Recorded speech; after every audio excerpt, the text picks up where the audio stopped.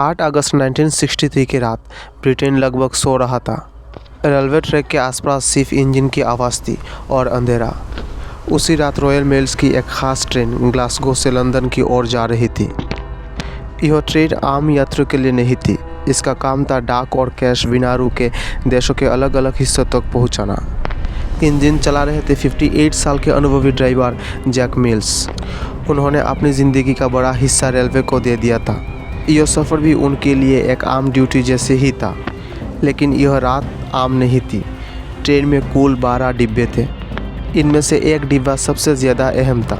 इसे कहा जाता था HVP, high value package coach. इस डिब्बे में आमतौर पर लगभग 3 लाख पाउंड का कैश होता था। लेकिन इस हफ्ते ब्रिटेन में बैंक हॉलीडे था। बैंकों से पैसा जमा हो चुका था और उसे भेजा जाना था। नतीजा यह हुआ कि इस डिब्बे में करीब 30 लाख पाउंड मौजूद थे। और सबसे अहम बात, उस दिन इस्तेमाल किया गया HVP डिब्बा बिना किसी अलार्म सिस्टम के था। यह जानकारी रॉयल मिल्स के बाहर किसी को नहीं होनी चाहिए थी। लेकिन यह जानकारी गलत हाथों में पहुंच चुकी थी। लंदन का एक अपराधी ब्रूस रेनॉल्ड्स कई महीनों से इसी रात का इंतज़ार कर रहा था। उसने हर चीज़ की प्लानिंग की थी। कौन सा डिब्बा, कितना पैसा, कौन सा सिग्नल और किस वक्त ट्रेन को रुका जाएगा।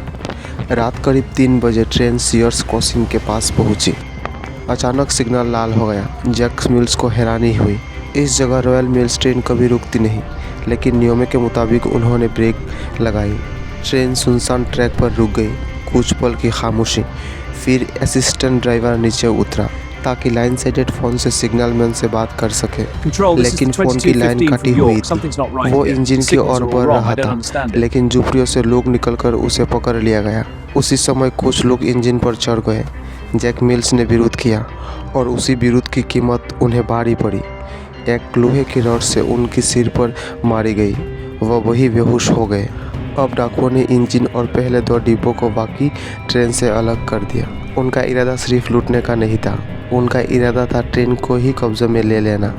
ट्रेन को करीब 1 किलोमीटर आगे ब्राइडोगो ब्रिज तक ले जाया गया। नीचे सड़क पर एक ट्रक पहले से ही तैयार खड़ा था। HVP डब्बे का दरवाज़ा तोड़ा गया।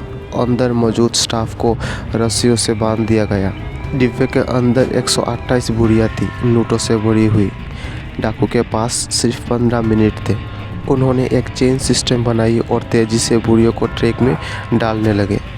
वक्त कम थे। 120 बोरियां ही लोड हो पाई। 8 बोरियां वही रह गई। बिना गोली चली, बिना किसी अलार्म के डकैती पूरी हो चुकी थी। डकैत तेज़ी से वहां से निकले और लगभग 45 मिनट बाद एक फार्म हाउस पहुँचे।